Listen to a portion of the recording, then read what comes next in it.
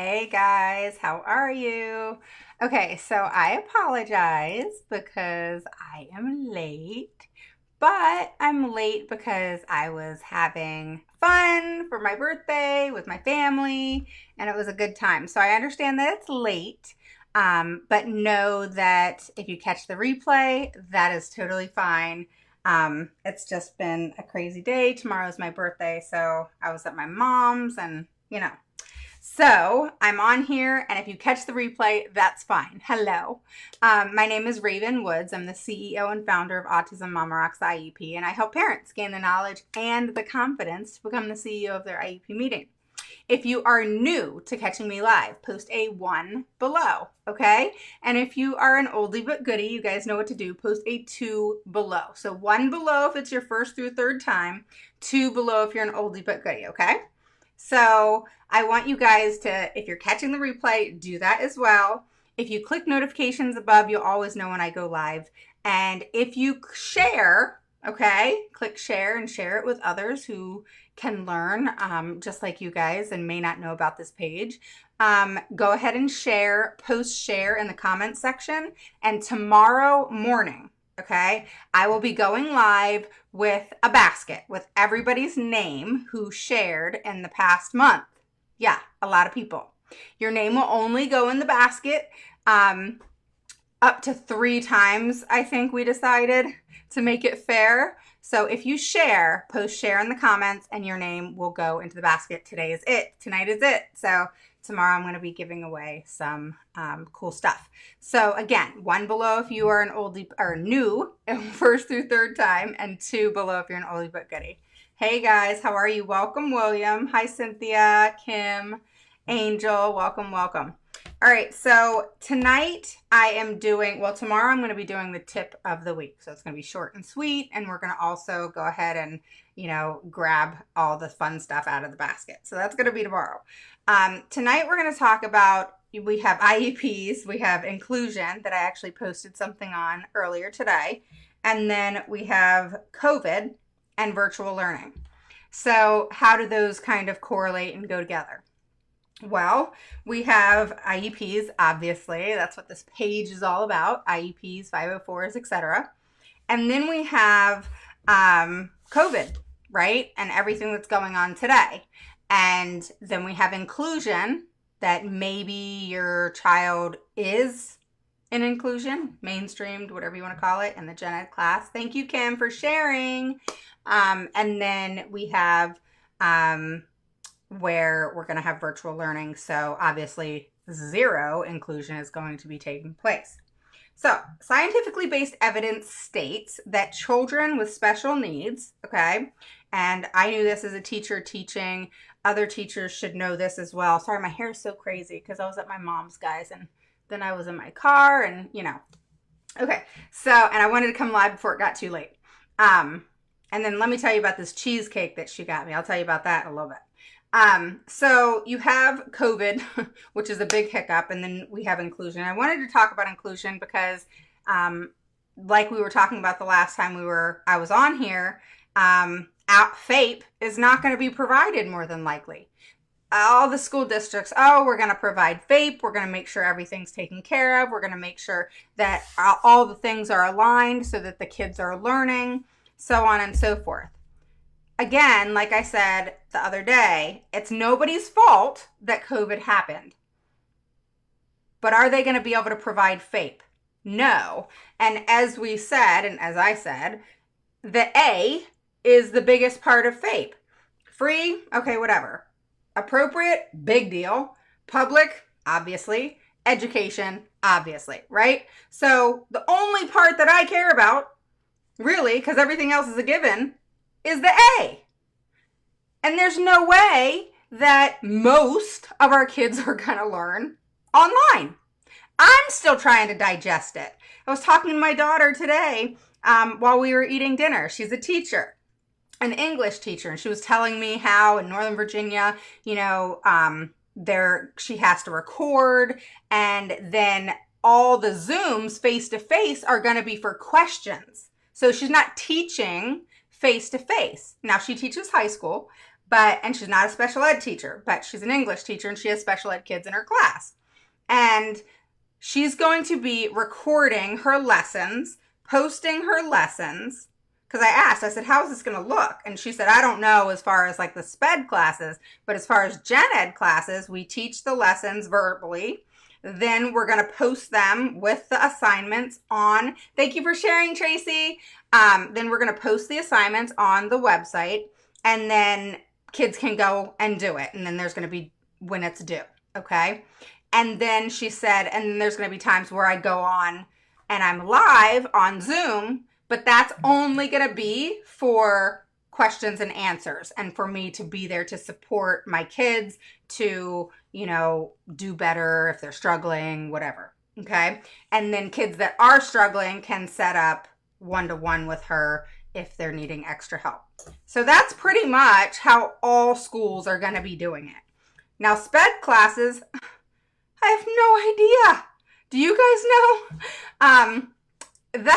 I don't even know how that's going to happen. A lot of our kids do not learn like that. I'm still trying to wrap my head around it myself of how the hell is this going to look, And I think the more time gets closer and closer, the more anxious I get because I'm all about IEPs. You want to know about IEPs? I got you there.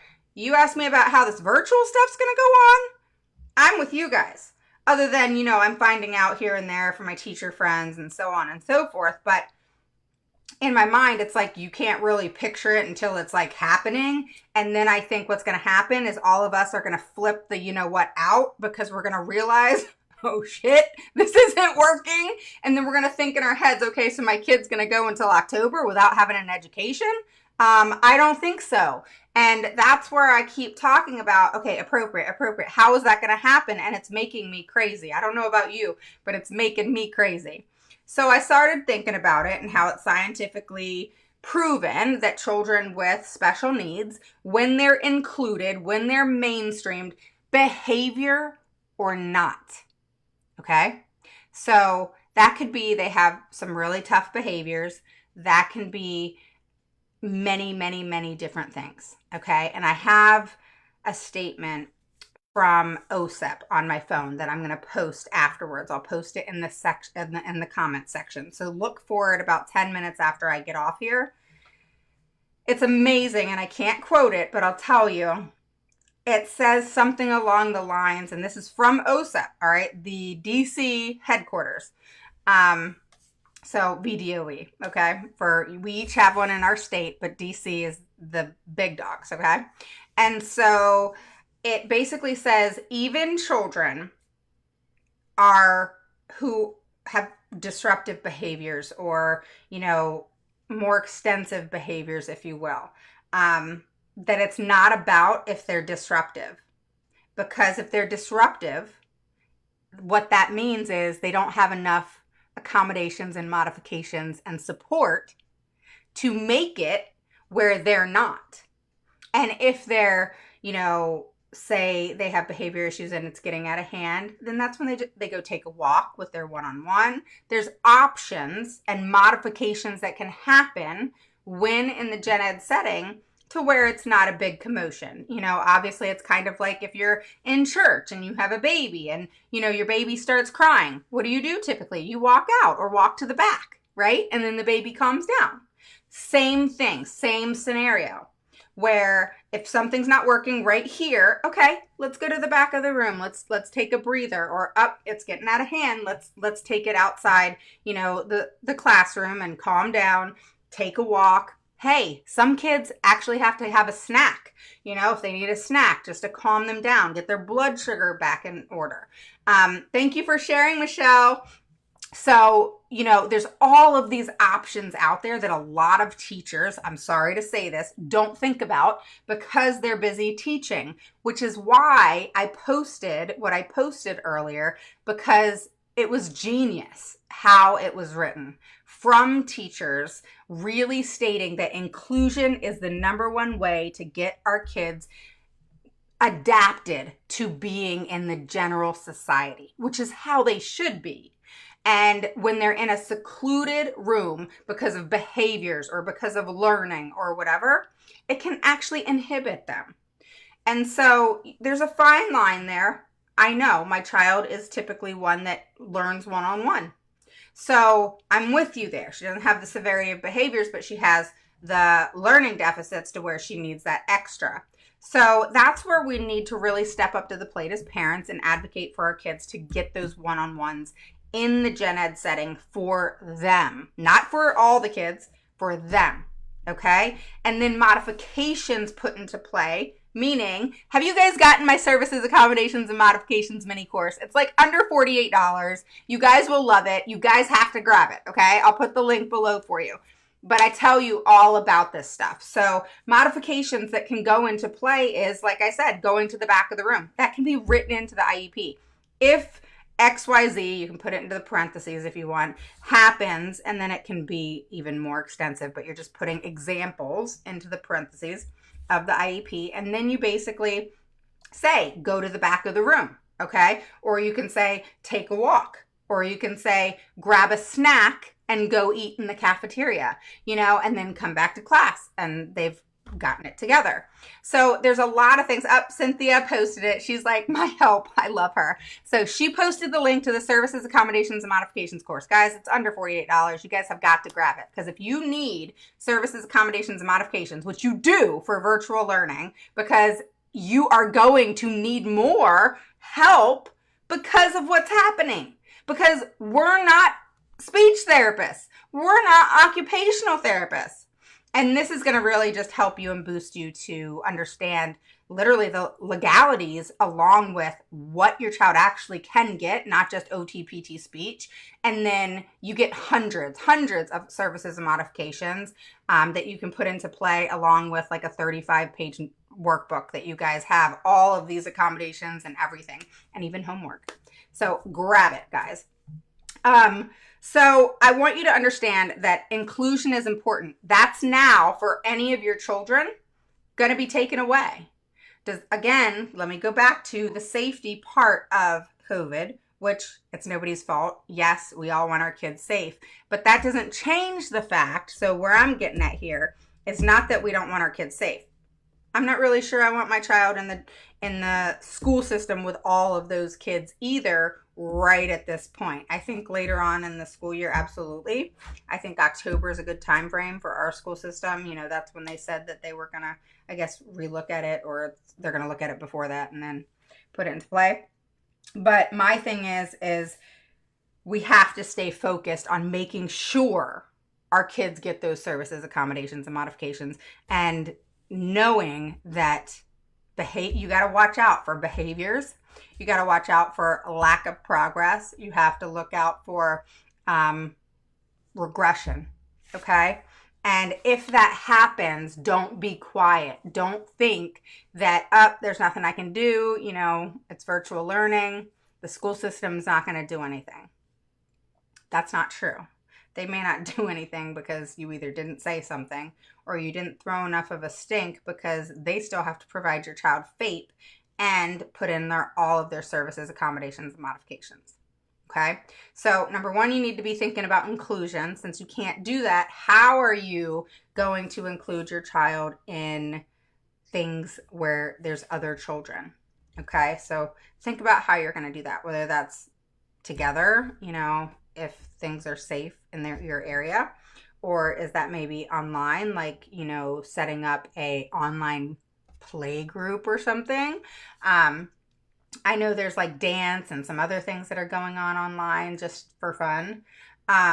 So think of those things, because just the interaction, even if they're playing to the side, but something's going on the screen, you can even link your phone to your TV so it's a bigger screen.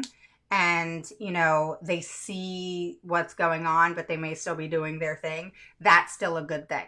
Okay. So keep inclusion in mind, because you don't want to just tear your kids away from the general population because of everything that's going on. They still need that interaction. Or when they get to school and they're with a big amount of people, if your child's anything like mine and doesn't do well with change, then that could be a trigger. So just keep that in mind as far as inclusion. And then once you get back to school, really think about if you want to change things up as far as having your child more so, maybe not always or every class or whatever, but more in the least restrictive environment. So we'll talk more about that later. But let's move on to, the part where COVID is going to inhibit quite a bit of things, and it's unfortunately up to us to substitute. One thing I did want to talk to you guys about too is making sure that, okay, let me take a step back. There are school systems that are saying, hey, we need to get together because we need to change up your IEP so that it can go virtual. And, parents are setting up IEP meetings and having these meetings and then signing these IEPs that completely change their IEP. And then more of our schools, not all schools right now, are completely, COVID, virtual, etc. for the whole year. It's just for like a period of time. And then now you got to go back to the table, do all this IEP stuff in the middle of the school year. And it just makes things a little bit more complicated versus keeping your IEP as is. Then when your child goes back to school, yes, you're going back to the table, but keeping it as is with an update, okay, with new goals and all of that kind of stuff, which is what I'm doing for a lot of my clients. And then when you go back to school, say October or whenever it is, some kids are going back in January. Then right before you go back, like a month before you go back, set up an IEP meeting, which during virtual, you can set up IEP meetings anytime, okay? School is in session, all right? You ask for an IEP, it's got to be held within 30 days. So make sure that you know that. Nothing's changing just because it's virtual. Again, guys, the only thing changing, or should change, I should say that, should change, is screen versus in classroom. That's it. Eating lunch at home in the kitchen versus in the cafeteria, okay? Recess versus whatever you guys do at home. Okay? So that's the changes. All right? That should be the only changes. It is up to us to make sure that happens. Don't go changing your IEP to COVID IEPs. There's no such thing. Now, what I would call it is teacher and school accommodated virtual IEPs. No, I'm sorry, teachers, but you guys got to accommodate our kids. We're not accommodating you. You have to accommodate our kids. And I understand that more of it's, administration who's doing that push, but it's about you guys accommodating our kids, not our kids accommodating you. And my daughter and I really got into it. So stressed about all this as a special ed teacher. Yeah, I don't. How are you going to teach? We want to know. Go ahead, Jan. Tell us how it is that you're going to teach. Jan Little is a special education teacher. She's on here all the time. She's awesome. And I would love to hear from you. What has your school system said? Have they said, how are you going to teach special ed kids? I mean, just take a child with Down syndrome or cerebral palsy and all these different kids with different disabilities. So it's all about that uniqueness and that individuality. So how is it that a SPED teacher is, you have no clue? That's what I thought. And that's what sucks, guys. Do you see what I'm saying? Is we have, and I'll tell you, my daughter said the same thing. How the hell am I going to do all this? It's causing more work, is what she said, which I get it, She's like, teachers don't get paid enough for this shit. That's what my daughter said. I agree. But I also am on the other end where I'm like, oh God, I have one kid that's a teacher and I have one kid that needs education badly and services and all the things that she needs. So for Elena, I feel like, okay, I got you. I get the stress and I listen to her. But then on the other hand, I'm like, you know what? Sky, you got your education. I got to worry about her now, So, it's one of those things where you just have to stay focused, to be quite honest. You have to keep your services the way they should. You guys want to get whatever you get. 1, 2, 3 days. One is stupid. If you have 1 day a week of speech or PT or OT, might as well give it up, especially if it's at 30 minutes. Totally stupid. Probably takes your kid 10 minutes to get adjusted. Then he or she only gets 20 minutes of service. Maybe. Dumb. So you got to push for more than that, because 30 minutes is dumb. Just plain old, I don't care what is explained about it, it's dumb. And so schools that do that just to say, oh, okay, you can have some speech. That's what they do. And just to appease you. Okay, I got speech now. That's what we think, you know? No, and no. Okay?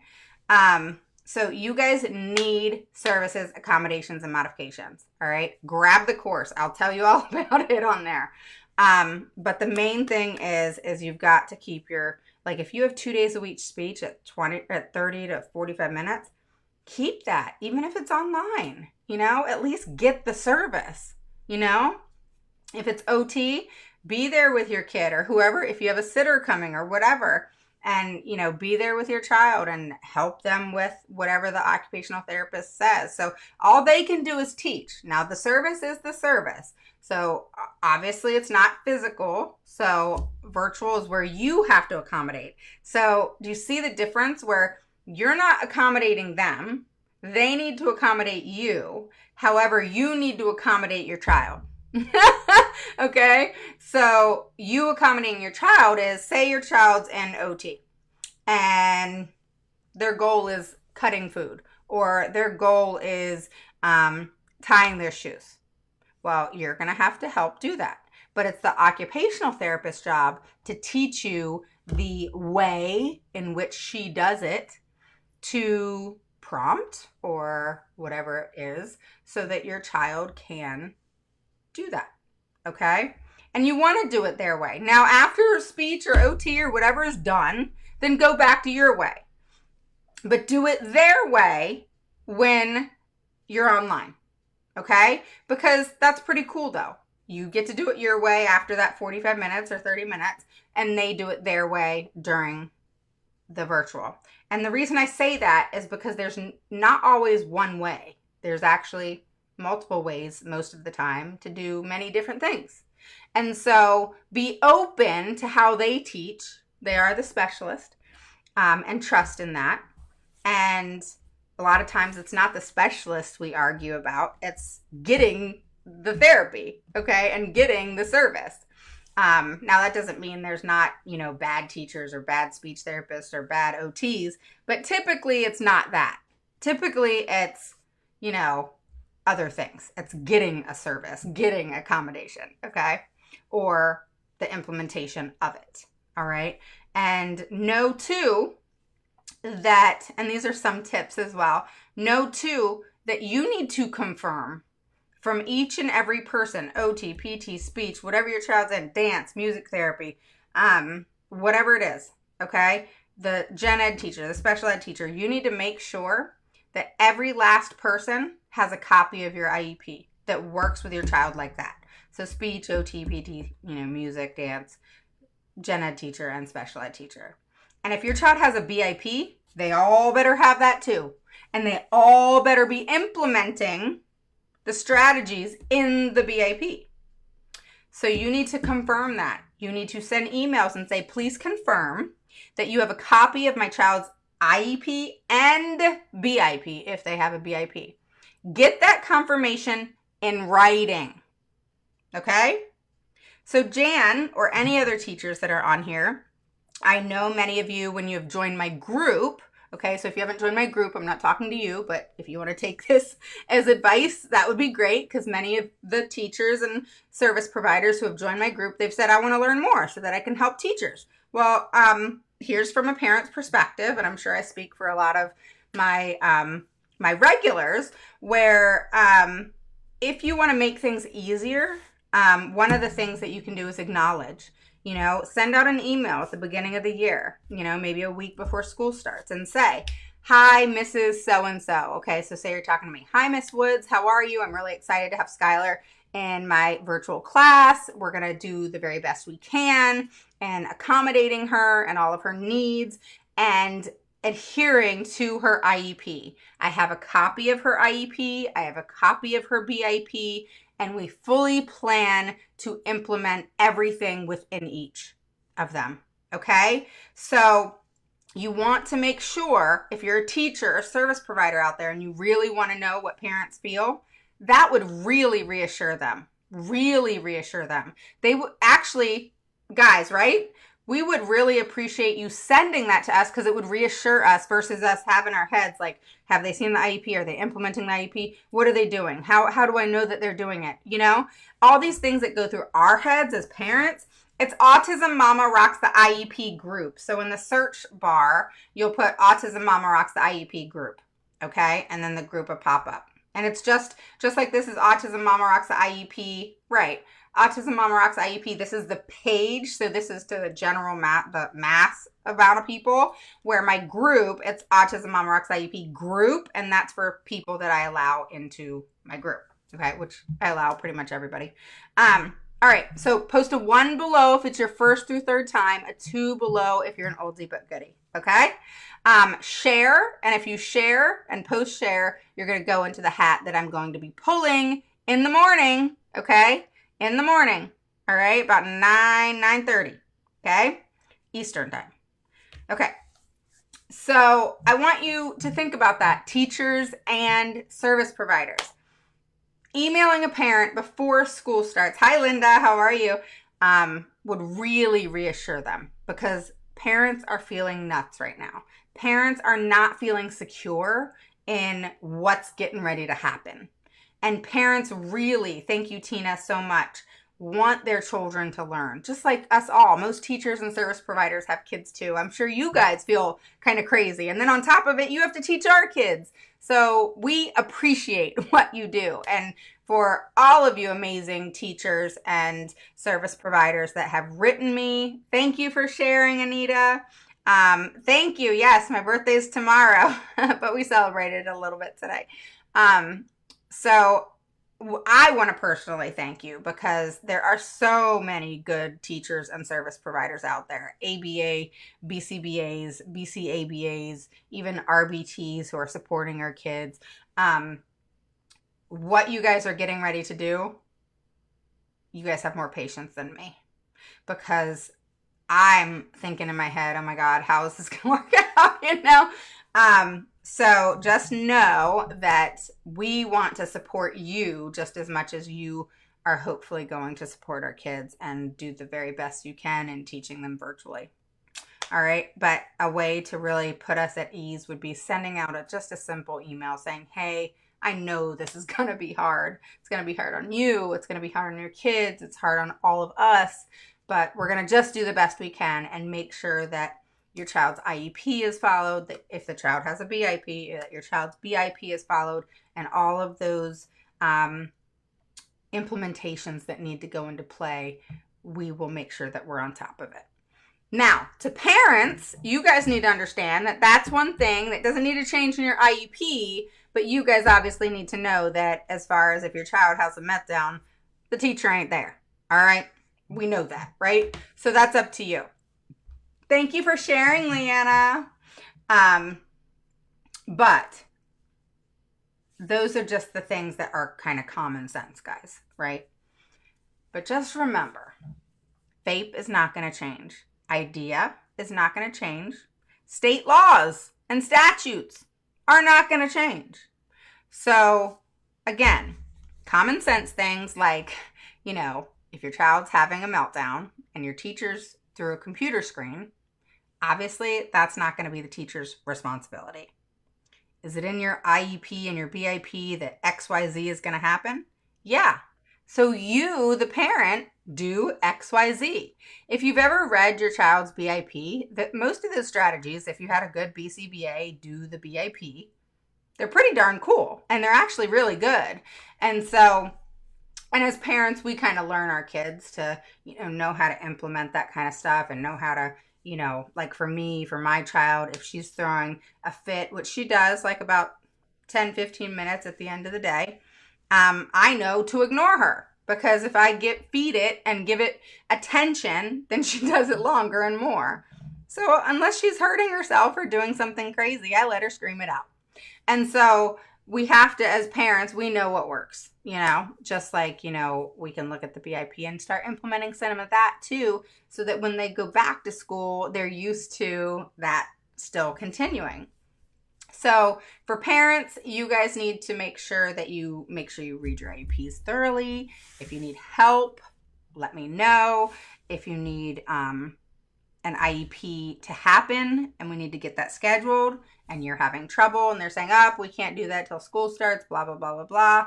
That's not true. School systems have been holding IEPs all summer because they know what's going on.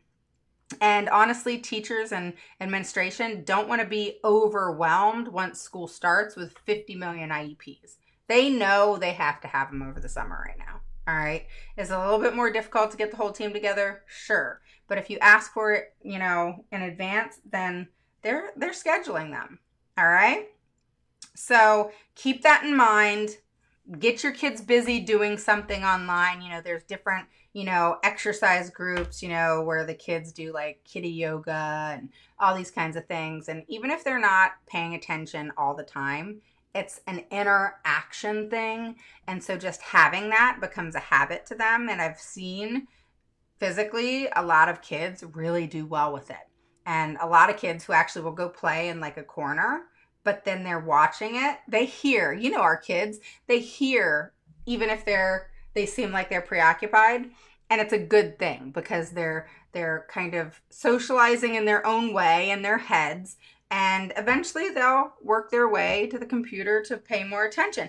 Or I've seen some where they go to the computer, pay attention, and then go back and do their thing. And then come back to the computer. But the bottom line is just getting them that interaction. Because some parents aren't taking their kids to parks. Some parks are closed. All that kind of stuff. All right. So Go Noodle has some COVID. Yes, it does. Hi, Christina. How are you? Tina, I wish they were all like that. Yes. Jan says, I treat them as my own and advocate for them in the same way. That is the type of special ed teachers we want. Leanna says she's shared. Thank you. This is like the last time before I pick everybody's name tomorrow. Nicolette Talley, she says some teachers don't get the IEPs until the first 2 weeks up to a month. Yeah, some don't get them at all, especially gen ed. And very few, honestly, see the BIP ever. Service providers, almost never. If that happens, it's a miracle. So that's why you want that acknowledgement. Thank you, Mary. Thank you very much. Jan, you're lucky if a special ed teacher has the appropriate caseload before school begins for them to access the IEPs and get them to the gen ed teachers. Yeah. So Jan's a special ed teacher, guys. Anita shared. Thank you. Linda, hello. And yes, thank you, Tina. Thank you for sharing. Rose says, what's your group? So hopefully you got that. Autism Mama Rocks IEP group. Just put that into the search bar. You're doing enough, Jan. I'm sure that you're an awesome teacher. I'm sure. I mean, you're on here all the time. You obviously know what parents' concerns are. Now, I haven't really talked to you much about, what administration makes you do versus not make you do. And it's kind of like, I can't imagine being a teacher right now, even though I was a teacher. Because I remember, like, they will give you ultimatums, like, you have a job or you don't. You can do this or not, and it's like, do you put bread and butter on the table or do you not do this for this child? It's a sucky position sometimes that administration will put teachers in. So good evening, Leanne. Okay, so I'm saying hi to you again. Michelle, hello. And Tracy, hello. Gosh, all of you guys are on here. Hello. Hi, Carol. And Kim, thank you so much. And Angel and William. So he's new. Welcome. And then Cynthia. All right. And then Cynthia posted the link to the Services, Accommodations, and Modifications course. It's an awesome course. It's 6 videos, and you learn all about the legalities of services, accommodations, and modifications. You get a 35-page workbook. You get an extensive amount of accommodations and modifications to figure out that that's out there for your child. Okay, it's not just OTPT speech, the basics that we know. There's so many services and accommodations that you probably would be in shock once you see the list. Okay, and it'll really help you, because then you'll know solidly that arena: services, accommodations, and modifications, because without them, our kids could completely fail, and not make progress. So if you want it, grab it. Thank you, Christina. She likes the course. It's under $48. It's worth a try. I think you guys will really love it. All right. All right. Okay, guys. So sorry to keep y'all up late. Can I please have the link? Yes, it's above, but I will post it again. And yeah, I mean, it's for parents who really want their kids to get more services, accommodations, and modifications. So again, thank you, Christina. Christina just posted it, Evelyn. Services are like your OTPT speech, which is what everybody knows about, right? But there's services such as therapeutic riding, literally where your child can go and get on a horse and pet them and learn how to groom them. And it teaches a lot of kids, especially with severe either anxiety issues or behavior issues, it teaches them so many things. My daughter did it for years. The school paid every last dime of it. Okay. My child went to a theater camp.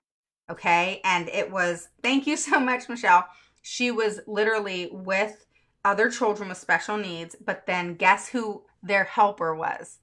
They had a gen ed student that was, I think they were like 13 to 15, something like that, with them to do the drama and all of that theater stuff with them. So they had that. How cool is that? It was really cool. And then at the end, they did this whole drama thing, and free. It was free. The school paid for it because it was something good for Skylar, and it was good for her to have, which I'm thankful for, because she loved it. And she went every summer and did therapeutic riding and did the theater camp, and the schools will pay for it. You just got to fight for it. Okay. And so a lot of the course will teach you the things that you kind of need to do to make sure that that happens. And, you got me if you need some help. But it's a good thing to be solid in that area, because, like with modifications, they can be an inclusion. They can be in the least restrictive environment. They can be in a classroom, but with a one-on-one and with maybe a different test,